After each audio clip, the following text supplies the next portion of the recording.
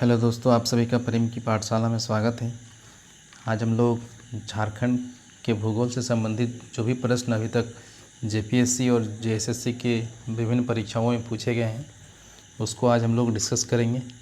और इस वीडियो में हम लोग झारखंड का भौतिक स्वरूप और उच्चावच से संबंधित प्रश्नों को देखेंगे। इसके साथ झारखंड की भूगर्भिक संरचना से जो प्रश्न पूछे गए हैं उसे देखेंगे और झारखंड की जलवायु से संबंधित प्रश्नों को हम लोग यहाँ पे देखेंगे।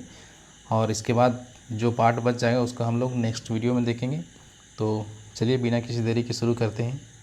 और जो चैनल के साथ पहली बार जुड़े हैं वो ज़रूर सब्सक्राइब कर लें। उससे पहले हम कुछ मोटिवेशनल कोट को देख लेते हैं। जीवन एक यात्रा है, उसका लक्ष्य सफलता नहीं बल्कि उस यात्रा में सीखी गई चीज़ें हैं। सही बात है। जीवन क्या है, एक निरंतर चलने वाला एक राह यात्रा है और यहाँ पे इसका लक्ष्य क्या है, सफलता नहीं है बल्कि यात्रा में जो हम कुछ सीखते हैं, जो भी फेलियर होता है, जो भी गलती करते हैं उससे जो कुछ सीखते हैं, ठीक है, वही चीज़ें हैं याद। तो चलिए हम लोग आज का पहला प्रश्न देखते हैं। झारखंड को कितने भौगोलिक क्षेत्रों में विभाजित किया गया है? तो झारखंड है, झारखंड को मुख्यतः कितने भागों में बांटा गया है? 5, 4, 3 या फिर 2। तो इसका सही आंसर क्या होगा? 4 भागों में बांटा गया है। अगर हम चारों भाग की बात करें तो जो पहला है वो पहला है क्या? पाट प्रदेश। जो दूसरा है वो है रांची हजारीबाग का पठार।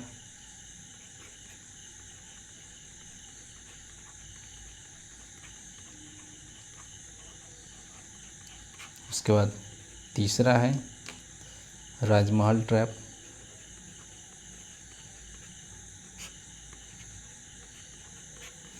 जो चौथा है वो है चाईबासा का मैदान।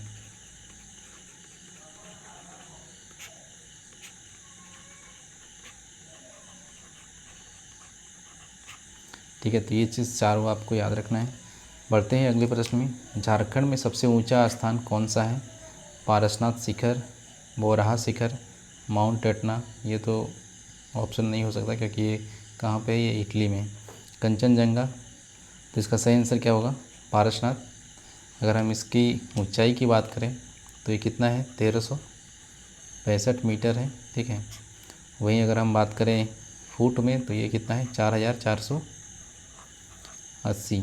कभी कभी एग्ज़ाम में आपको 4478 भी मिलेगा। ठीक है, तो जैसा आपको ऑप्शन मिले उसके हिसाब से आप यहाँ पे चूज़ कर सकते हैं। ये किस में है? ये फीट में है। ये भी क्या है? फीट में है।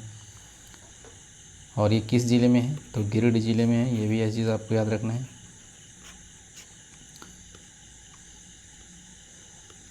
अगला प्रश्न है, पारसनाथ पहाड़ी की ऊंचाई कितनी है? ठीक है, तो 1600 मीटर, 1565, 1365 या फिर 1260। तो इसका सही आंसर क्या है? 1365 मीटर। और यहाँ पे जो पारसनाथ पहाड़ी की जो सबसे ऊंची चोटी है उसका क्या नाम है? सम्मेद शिखर। सम्मेद शिखर। ठीक है, तो ये भी चीज़ आपको याद रखना है। और ये किस नदी के किनारे हैं? तो बराकर नदी के किनारे हैं। ठीक है, बराकर नदी के किनारे। ये भी चीज़ आपको याद रखना है।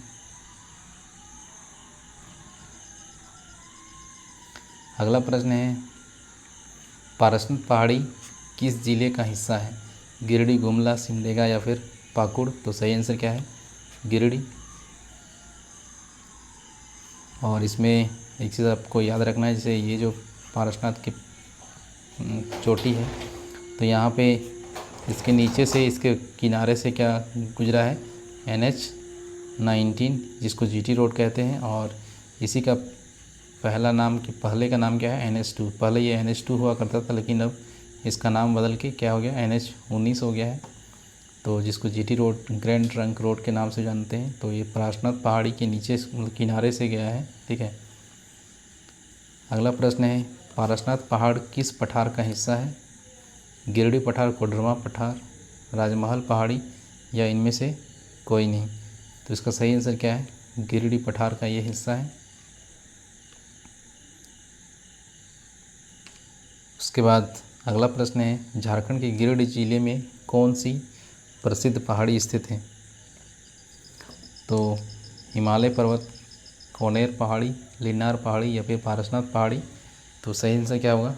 पारसनाथ पहाड़ी। अगला प्रश्न है, राजमहल ट्रैप का निर्माण किस काल में हुआ था? तो जुरासिक युग, यहाँ पे होगा पेलियोजोइक, ठीक है, पेलियोजोइक युग, फोरेनोजोइक युग या फिर सीनोजोइक युग। तो राजमहल ट्रैप का निर्माण किस में हुआ था? जुरासिक युग में हुआ था। और जो गोंडवाना है, गोंडवाना का जो काल है, जब गोंडवाना चट्टान का निर्माण हुआ था, उस गोंडवाना चट्टान के निर्माण के बाद जुरासिक युग आया था। और तो इसी युग में क्या हुआ है? राजमहल ट्रैप का निर्माण हुआ था। और यहाँ पे अगर बात करें तो यहाँ पे मुख्य रूप से कौन कौन सी चट्टानें पाई जाती हैं?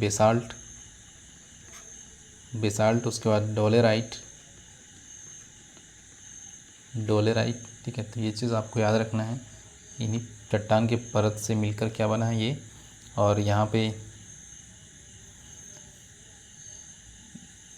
तो इतना सारा चीज़ आपको याद रखना है। और अगर हम बात करें तो ये राजमहल ट्रैप किस ज़िले में है? तो साहेबगंज ज़िले है, जो साहेबगंज है झारखंड का, साहेबगंज, तो उस ज़िले में ये फैला हुआ है। अगला प्रश्न है, राजमहल ट्रैप झारखंड के किस भाग में स्थित है? तो अगर हम देखें, ये झारखंड का अगर हम मैप बनाएं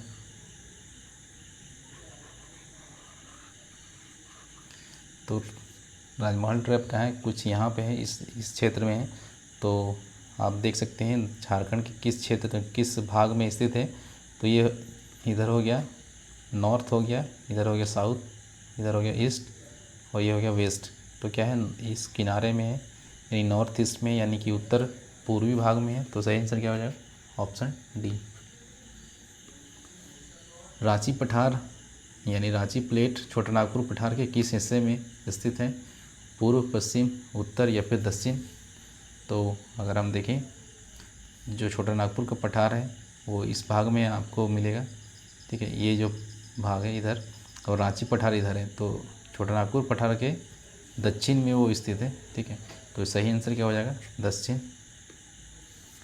उच्चतर रांची की पठार, ये रांची का पठार की औसत ऊंचाई होगा, ठीक है, समुद्र तल से कितनी है? तो 2500 से 3600 फीट, 2000 से 2200 फीट, या फिर 1800 से 2000 फीट, या फिर 3600 से 4000 फीट। तो सही आंसर क्या हो जाएगा? 2500 से 3600 फीट है। और अगर हम इसकी बात करें तो झारखंड का जो सबसे, ये जो क्षेत्र है रांची का पठार, ये झारखंड के पश्चिमी भाग का सबसे ऊंचा, जो झारखंड है उसका पश्चिमी भाग है, उसका सबसे ऊंचा क्षेत्र है, ठीक है। तो ये भी चीज़ आपको याद रखना है। छोटानागपुर पठार निम्नलिखित औद्योगिक बस्तियों में से किस में स्थित है? तो रांची, आसनसोल, सिंदरी या फिर भिलाई। तो क्या है, किस में स्थित है ये? इसका सही आंसर हो जाएगा रांची।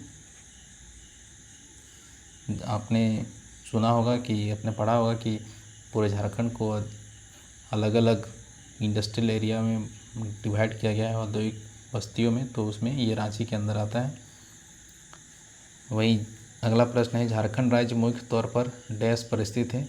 तो पश्चिमी हिमालय, छोटानागपुर पठार, अरावली पर्वतमाला या फिर पश्चिमी घाट।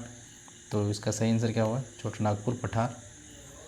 और यहाँ पे अगर हम बात करें, झारखंड जो छोटानागपुर पठार है, तो छोटानागपुर का पठार जो झारखंड की कुल जो भौगोलिक क्षेत्रफल है उसका कितना परसेंट है? 47.8% है ये, यानी कि अगर 100% पूरे झारखंड की क्षेत्रफल है तो उसमें से 47.8% क्या है? छोटानागपुर का पठार इसमें फैला हुआ है। तो ये भी चीज़ आपको याद रखना है।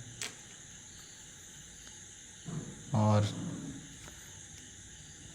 अगर हम छोटानागपुर की पठार की बात करें तो इसका जो निर्माण हुआ है वो किससे हुआ है? ग्रेनाइट और नीस चट्टान, ग्रेनाइट प्लस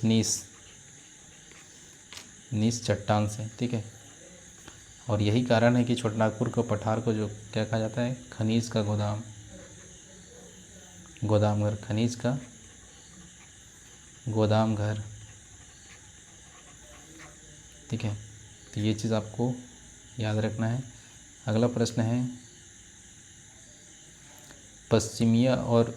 पश्चिमीय या उच्चतर रांची की पठार को स्थानीय स्तर पर डैश के नाम से जाना जाता है? पाट क्षेत्र, पलामू क्षेत्र, नेतरहाट क्षेत्र या फिर हजारीबाग क्षेत्र। तो इसे किस नाम से जाना जाता है? पाट क्षेत्र के नाम से जाना जाता है। और अगर हम बात करें औसत ऊंचाई की बात करें तो 1000 मीटर है, ठीक है। ये भी चीज़ आपको याद रखना है। और यहाँ पे ये जो क्षेत्र है मुख्यतः किसके लिए प्रसिद्ध है? ये बॉक्साइट के लिए। बॉक्साइट क्या है? एल्युमिनियम का ओर है। और इस क्षेत्र की अगर बात करें तो झारखंड का सबसे ऊंचा जो जलप्रपात है बूढ़ा घाघ, ये पाट क्षेत्र में ही पड़ता है। और यहाँ पे जो पाट क्षेत्र है वो उसकी जो पहाड़ी की बात करें तो सबसे जो प्रसिद्ध पहाड़ी है उसको सानू और क्या सरयू। तो पाट क्षेत्र के बारे में इसको आपको याद रखना है। और पाट क्षेत्र में कौन कौन से ज़िले आते हैं? तो गुमला, उसके बाद लातेहार और लोहरदगा, ठीक है। तो ये पाट क्षेत्र में मुख्य रूप से ये 3 ज़िले आते हैं। तो ये भी चीज़ आपको याद रखना है। पूर्वी सिंहभूम जिला निम्नलिखित में से किसका हिस्सा है? छोटानागपुर पठार, बिग पठार, उत्तरी पठार या फिर पूर्वी पठार। तो जो पूर्वी सिंहभूम है तो किसका भाग है? छोटानागपुर पठार का हिस्सा है ये।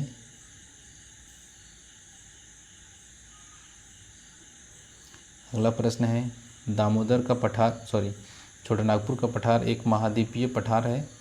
दामोदर द्रोण निम्नलिखित में से किसके बीच द्रोण बनाता है? तो इस सही आंसर इसका क्या हो जाएगा? रांची हजारीबाग का पठार, मानभूम और सिंहभूम का पठार, या फिर ए और बी दोनों, या फिर इनमें से कोई नहीं। तो जो दामोदर द्रोण है, ठीक है, ये किसके बीच द्रोण बनाता है? रांची और हजारीबाग पठार के बीच में। भौगोलिक दृष्टि से गिरिडीह जिले को मोटे तौर पर 2 प्राकृतिक, ठीक है, यहाँ पे होगा मोटे तौर पर 2 प्राकृतिक विभाजनों में विभाजित किया जाता है।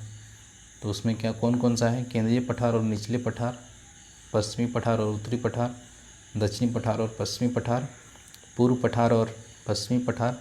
तो सही आंसर क्या हो जाएगा? केंद्रीय पठार और निचले पठार। तो ये चीज़ आपको पता है होना चाहिए। और अगर हम बात करें, चलिए हम अगले प्रश्न में पढ़ते हैं। यहाँ पे इसमें कुछ जो भी है 2 चीज़ें आपको याद रखनी है, केंद्रीय पठार और निचले पठार। किन चट्टानों को धात्विक खनिज का भंडार कहा जाता है? तो धारवाड़ युगिन की जो चट्टान है उसको, या फिर कुडपा युगिन चट्टानों को, या फिर विंध्यन युगिन, या फिर इनमें से कोई नहीं। तो जो धात्विक खनिज का भंडार है वो धारवाड़ युगिन चट्टानों को कहा जाता है।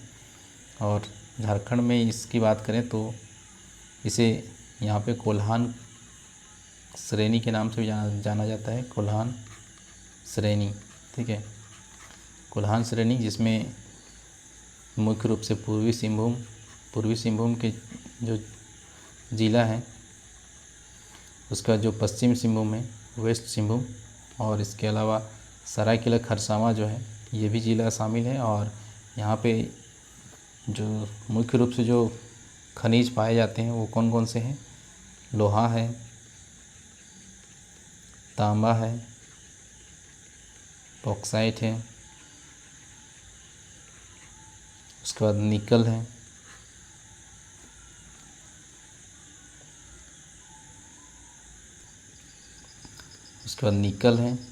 और इसके अलावा टीन है, उसके बाद चांदी भी है, सोना है। तो ये सारे जो है मैग्नीज़ है, तो ये सब जो खनिज हैं इस क्षेत्र में पाए जाते हैं धारवाड़ युगिन चट्टानों में। और इसका जो क्षेत्र है कहाँ कहाँ पे विस्तार है? तो पूर्वी सिंहभूम, पश्चिम सिंहभूम और सरायकेला खरसावां में। अगला प्रश्न है, उस पठार का क्या नाम है जो झारखंड में दक्कन जैव भौगोलिक प्रांत का हिस्सा बनता है? तो इसका सही आंसर क्या होगा? छोटानागपुर का पठार, मालवा पठार, बघेलखंड पठार या फिर बुंदेलखंड पठार। तो आंसर होगा इसका छोटानागपुर पठार। झारखंड का मुख्य प्राकृतिक प्रभाग है छोटानागपुर पठार, मालवा या फिर उत्तरी पठार या फिर मेघालय पठार। सही आंसर क्या होगा? छोटानागपुर पठार। जो छोटानागपुर का जो पठार है ये क्या है, एक छोटे छोटे पठारों से मिलकर बना है, ठीक है, जिसमें रांची हजारीबाग का पठार, उसके बाद कोडरमा का पठार, ये सब शामिल है। तो अगले प्रश्न पर हम बढ़ते हैं। देखिए एक चीज़ यहाँ पे, जैसे मैंने बताया था पिछले क्वेश्चन में कि ये कुल भौगोलिक क्षेत्रफल का 47.8% है। वही अगर हम बात करें अगर किलोमीटर में, तो स्क्वायर किलोमीटर में, तो ये कितना है? 65,000 स्क्वायर किलोमीटर जो छोटानागपुर का जो क्षेत्रफल है। तो ये चीज़ आपको याद रखना है। छोटानागपुर पठार डैश चट्टानों से बना है, सीनोजोइक, मेसोजोइक, पैलियोजोइक या फिर प्री कैम्ब्रियन। तो ये सही आंसर क्या है? Pre Cambrian. इसका अगर कालखंड की बात करें तो ये कितना पुराना है? ये 540 मिलियन, ठीक है। 1 मिलियन में कितना होता है? 10 लाख, यानी 1 मिलियन वर्ष अगर बात करें तो 10 लाख वर्ष। तो उसी हिसाब से आप इसको कैलकुलेट कर सकते हैं। 540 मिलियन वर्ष पुराना है। और चलिए हम लोग नेक्स्ट क्वेश्चन पे बढ़ते हैं। झारखंड में वार्षिक वर्षा अंतराल है 60 से 100 सेंटीमीटर, 100 से 200, 200 से 300 या फिर 300 से अधिक। तो सही आंसर क्या है? 100 से 200 सेंटीमीटर। वहीं अगर बात करें जो औसत वर्षा की बात करें तो औसत वर्षा कितना है? 140 सेंटीमीटर। इसको अगर हम बात mm में करें तो ये कितना हो जाएगा? 1400 mm। तो ये औसत वर्षा है ये। अगला प्रश्न हम देखते हैं। झारखंड में वर्षा किस मानसून से होती है? उत्तर पूर्वी मानसून, दक्षिण पश्चिम मानसून, नॉर्वेस्टर या फिर इनमें से कोई नहीं। तो ये किससे होता है? दक्षिण पश्चिम मानसून से होता है। और जो झारखंड में जो वर्षा होती है ये दोनों ही शाखाओं से होती है, यानी कि जो अगर हम भारत का इधर क्या है? अरब सागर है इधर, और इधर क्या है? बंगाल की खाड़ी है। और झारखंड हमारा कुछ यहाँ पे है, ऐसे है, ठीक है। तो झारखंड में जो वर्षा होती है ये बंगाल की खाड़ी से भी होती है और अरब सागर से होती है, लेकिन जो बंगाल की खाड़ी से वर्षा होती है वो ज़्यादा होती है अरब सागर की तुलना में, ठीक है। तो बंगाल की खाड़ी से वर्षा अधिक होती है और अरब सागर से कम, लेकिन दोनों का ही भागीदारी होता है। तो ये भी चीज़ आपको याद रखना है। वहीं अगर हम बात करें सबसे अधिक सर्वाधिक वर्षा की, कि झारखंड में सर्वाधिक वर्षा कहाँ पे होता है, तो सर्वाधिक वर्षा होता है हजारीबाग में। और सबसे कम अगर वर्षा की बात करें तो सबसे कम कहाँ पे होता है? चाईबासा का मैदान में। चाईबासा का जो मैदानी क्षेत्र है, ठीक है। तो ये भी चीज़ आपको याद रखना है। अब अगले प्रश्न में पढ़ते हैं हम लोग।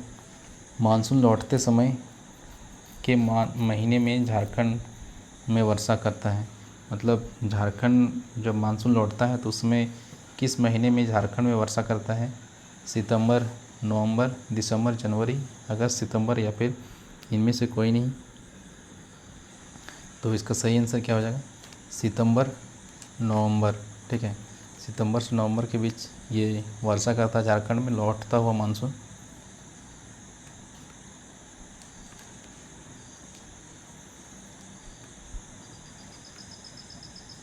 अगला प्रश्न है, झारखंड राज्य किस प्रकार के जलवायु क्षेत्र के अंतर्गत आता है? शीतोष्ण वर्षा ऋतु, उष्णकटिबंधीय, बंजर या फिर भूमध्य रेखीय वर्षा ऋतु।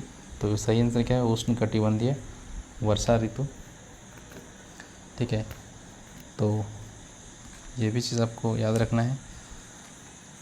नेक्स्ट प्रश्न है, झारखंड राज्य मुख्यतः किस जलवायु क्षेत्र के तहत आता है? उष्णकटिबंधीय मानसून, उष्णकटिबंधीय नमी, या फिर दोनों, या फिर इनमें से कोई नहीं? तो क्या होगा? उष्णकटिबंधीय मानसून के अंतर्गत आता है ये।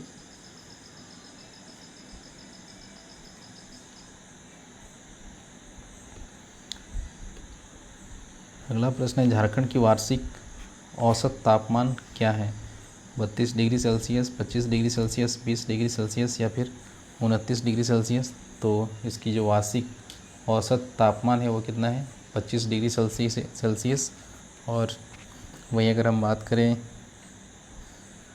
जो झारखंड है, तो झारखंड का जो उत्तरी क्षेत्र है, ठीक है, जो उत्तरी भाग है, झारखंड का उत्तरी भाग, वहाँ पे जो औसत वार्षिक तापमान होता है वो 26 डिग्री सेल्सियस होता है, ठीक है। मतलब 26 डिग्री से भी अधिक, सेल्सियस से भी अधिक पाया जाता है जो उत्तरी भाग है। जैसे उत्तरी भाग की बात करें तो जैसे संथाल परगना, उत्तरी भाग में के जो ज़िले हैं, ठीक है, तो ये भी चीज़ आपको याद रखना है। जैसे ये अगर हम देखें झारखंड का मैप में, तो जो उत्तरी भाग है इधर, तो उत्तरी भाग में 26 डिग्री सेल्सियस से भी अधिक तापमान पाया जाता है। और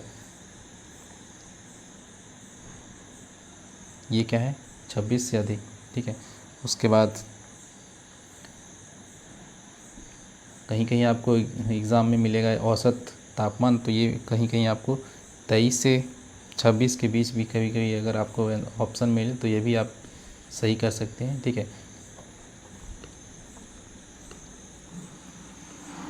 अगला प्रश्न है, झारखंड की सबसे ठंडी जगह कौन सी है? धनबाद, जमशेदपुर, नेतरहाट, या फिर बोकारो? तो कौन सा आंसर होगा? नेतरहाट सबसे ठंडा है, जहाँ पे पूरे झारखंड में सबसे न्यूनतम तापमान होता है। अगला प्रश्न है, झारखंड में देखे गए जलवायु परिवर्तन का कारण है? मानव जनित गतिविधियाँ, ऊर्जा क्षेत्र, ग्रीन हाउस गैस उत्सर्जन, या फिर यह सभी? तो सही आंसर क्या होगा? ये सभी जो है जलवायु परिवर्तन के कारण है।